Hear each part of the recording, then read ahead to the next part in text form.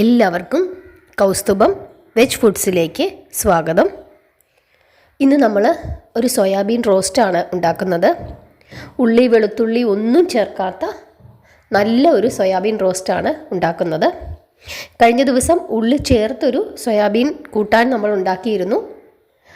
ഇത് നമുക്ക് ഉള്ളി ചേർക്കാത്തത് കൊണ്ട് വിശേഷ ദിവസങ്ങളിലൊക്കെ ഉണ്ടാക്കിയിട്ട് ഭഗവാനെ സമർപ്പിക്കാൻ സാധിക്കും. കാരണം സാധാരണയായിട്ട് ഭഗവാനെ സമർപ്പിക്കുന്ന സാധനങ്ങളിലൊന്നും തന്നെ നമ്മൾ ഉള്ളിയും വെളുത്തുള്ളിയും ചേർക്കാറില്ല. അതിനായിട്ട് സോയാബീൻ എടുത്ത് നന്നായിട്ട് കഴുകുക.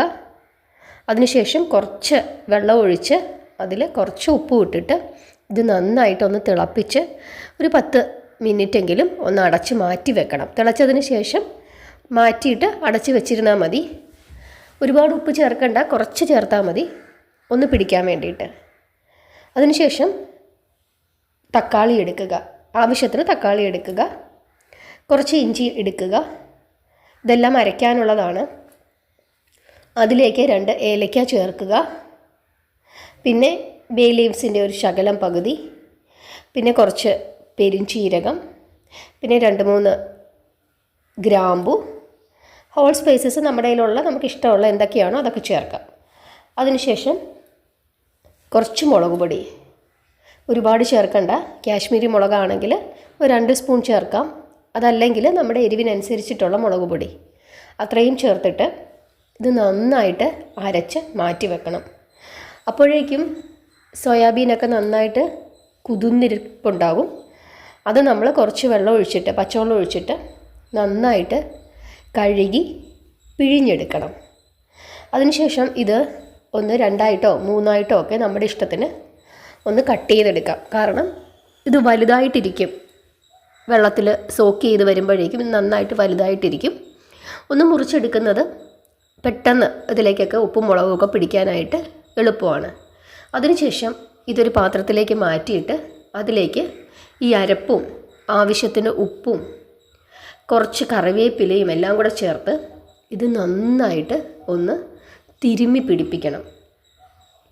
ഇതിലേക്ക് ഈ സോയാബീനിലേക്ക് ഈ ഉപ്പും മുളകും ഒക്കെ നന്നായിട്ട് പിടിക്കണമെങ്കിൽ ഇങ്ങനെ നമുക്ക് നന്നായിട്ട് തന്നെ തിരുമ്മി പിടിപ്പിച്ച് ഇതൊരു 10-20 മിനിറ്റ് ഒന്ന് മാറ്റി വെച്ചേക്കണം. ഇതൊന്ന് പിടിക്കട്ടെ നന്നായിട്ട്. അതിനുശേഷം ഇതൊരു പാത്രത്തിലേക്ക് മാറ്റി കുറച്ച് വെള്ളം ഒഴിച്ച് അടച്ചു വെച്ച് ഇത് നന്നായിട്ട് വേകാനായിട്ട് അനുവദിക്കണം. അതല്ലെങ്കിൽ ഇത് കുക്കറിനകത്തേക്ക് മാറ്റിയിട്ട് ഹൈ ഫ്ലെയിമിൽ 2 വിസിൽ, ഒന്നുകിൽ അങ്ങനെ ചെയ്യുക. അതല്ലെങ്കിൽ കുറച്ച് വെള്ളം ഒഴിച്ച് നമ്മുടെ ചീനിച്ചട്ടിയിലോ മറ്റേതെങ്കിലോ പാത്രത്തിൽ വെച്ച് ഈ സോയാബീൻ നന്നായിട്ട് വേകാനായിട്ട് അനുവദിച്ചാലും മതി. എങ്ങനെയാണോ നമ്മുടെ ഇഷ്ടം. പെട്ടെന്ന് ചെയ്യണമെങ്കിൽ കുക്കറിൽ വേവിച്ചാൽ അതൊന്നുകൂടെ നല്ലതാണ്. കുക്കറിൽ വേവിച്ച് കഴിഞ്ഞാൽ കാരണം നന്നായിട്ടത് വെന്ത് കിട്ടും. അങ്ങനെ ചെയ്യുക. അങ്ങനെ ഇത് നന്നായിട്ട് വെന്തതിന് ശേഷം, ഇതിലെ വെള്ളമൊക്കെ വറ്റിയതിന് ശേഷം ഇത് നമുക്ക് കുറച്ച് എണ്ണയൊക്കെ ഒഴിച്ച് ഒന്ന് റോസ്റ്റ് ചെയ്തെടുക്കേണ്ടതായിട്ടുണ്ട്. ഇപ്പോൾ ഈ സോയാബീൻ്റെ വെള്ളമൊക്കെ നന്നായിട്ട് വറ്റി, സോയാബീൻ നന്നായിട്ട് വെന്തിട്ടുണ്ട്. ഉപ്പൊക്കെ ഉണ്ടോ എരിവൊക്കെ ഉണ്ടോ എന്ന് ഈ സമയത്ത് നമുക്ക് നോക്കാം. അതിനുശേഷം ഇത് ഒന്ന് അങ്ങോട്ടും ഇങ്ങോട്ടും ഒക്കെ ഒന്ന് നീക്കി അതിൻ്റെ നടുഭാഗത്ത് ഒരു ചെറിയ ഒരു സ്പേസ് ഉണ്ടാക്കിയെടുക്കുക. അതിലേക്ക് നമുക്ക് കുറച്ച് കാര്യങ്ങൾ ചേർക്കാനായിട്ടുണ്ട്. അതിലേക്ക് ഇതുവരെ നമ്മൾ കുരുമുളക് പൊടി ചേർത്തിട്ടില്ല. കുറച്ച് കുരുമുളക് പൊടി അതിലേക്ക് ചേർക്കണം. അതുപോലെ മല്ലിപ്പൊടി ചേർത്തിട്ടില്ല. 1 സ്പൂൺ മല്ലിപ്പൊടി നമുക്ക് ഇതിലേക്ക് ചേർക്കാം. വേണമെങ്കിൽ മസാലപ്പൊടിയോ പെരുംജീരകത്തിൻ്റെ പൊടിയോ ചേർക്കാം. ചേർക്കേണ്ട ആവശ്യമില്ല, കാരണം നമ്മളെല്ലാം അരച്ചിട്ടുണ്ടായിരുന്നു. ഇനി അതിൻ്റെ ആ ഒരു മണം ഇല്ല എന്നുണ്ടെങ്കിൽ ഇപ്പോൾ വേണമെങ്കിൽ ചേർക്കാം. അപ്പോൾ മറ്റൊരു അടുപ്പയിൽ ഞാൻ കടുക് വറുത്ത് വെച്ചിട്ടുണ്ടായിരുന്നു. ചൂടെണ്ണ, കടുകും കറിവേപ്പിലയും ഇച്ചിരി എണ്ണ ഒഴിച്ച് കടുക് വറുത്ത് വെച്ചിട്ടുണ്ടായിരുന്നു. ആ ചൂടെണ്ണ ഞാൻ ഈ പൊടികളുടെ മുകളിലേക്ക് ഇട്ടു. അതിനുശേഷം 2 പച്ചമുളകും കൂടെ കീറിയിട്ടു.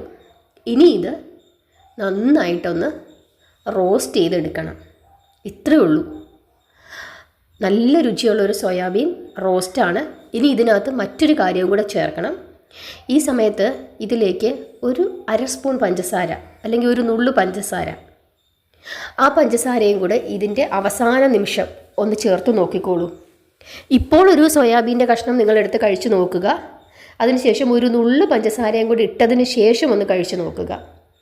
അപ്പോൾ നമുക്ക് വ്യത്യാസം മനസ്സിലാകാനായിട്ട് പറ്റും. കാരണം ഈ തക്കാളി ഇതുപോലെ വഴറ്റി ഉണ്ടാക്കുന്ന കൂട്ടാനുകൾക്കൊക്കെ ഒരു നുള്ളു പഞ്ചസാര, ഒരുപാട് ചേർക്കരുത്, മധുരം അറിയരുത്, ഒരു നുള്ള് ഒന്ന് ചേർത്ത് ഒന്ന് റോസ്റ്റ് ചെയ്തെടുത്ത് കഴിഞ്ഞാൽ ഇതിന് നല്ല രുചിയാണ്. അത് ചേർത്ത് കഴിയുമ്പോൾ നമുക്ക് മനസ്സിലാകും ആ കൂട്ടാൻ്റെ രുചിയുടെ വ്യത്യാസം. മസാലകളൊക്കെ നമ്മുടെ ഇഷ്ടത്തിന് ക്രമപ്പെടുത്തുക, എരിവ് നമ്മുടെ ഇഷ്ടത്തിന് ക്രമപ്പെടുത്തുക. തക്കാളി എത്ര വേണോ, നമ്മൾ ഓരോരുത്തരും എടുക്കുന്ന സോയാബീൻ്റെ അളവനുസരിച്ചിട്ട് തക്കാളിയും വ്യത്യാസപ്പെടും. അതുപോലെ നിങ്ങൾക്ക് തേങ്ങാക്കൊത്ത് ചേർക്കണമെങ്കിൽ ഒന്നുകിൽ കടുക് വറക്കുമ്പോൾ ചേർക്കാം, അതല്ലെങ്കിൽ നമ്മൾ വേവിക്കാനായിട്ട് വെച്ച സമയത്ത്, ആ സമയത്ത് നമുക്ക്, അതല്ലെങ്കിൽ ഈ മുളകൊക്കെ പുരട്ടുന്നുണ്ടല്ലോ, ആ സമയത്ത് നമുക്ക് തേങ്ങാക്കൊത്തും കൂടെ ചേർത്ത് പുരട്ടി വെക്കാം. അതൊക്കെ നമ്മുടെ മനോധർമ്മം, എപ്പോൾ ചേർക്കണമെന്നുള്ളത്. എപ്പോൾ ചേർത്താലും നല്ലത് തന്നെ. അങ്ങനെ തേങ്ങാക്കൊത്തും കൂടെ ചേർത്ത് വേണമെങ്കിലും നമുക്കുണ്ടാക്കാം. നല്ല ഒരു അരപ്പും, നന്നായിട്ട് ആ അരപ്പൊക്കെ സോയാബീനിൽ നന്നായിട്ട് പിടിച്ചിരിക്കുകയും ചെയ്യും. ഇച്ചിരി ചാറോടുകൂടി വേണമെങ്കിൽ നമുക്കുണ്ടാക്കാം, ഇതുപോലെ റോസ്റ്റ് ചെയ്തും നമുക്കുണ്ടാക്കാം.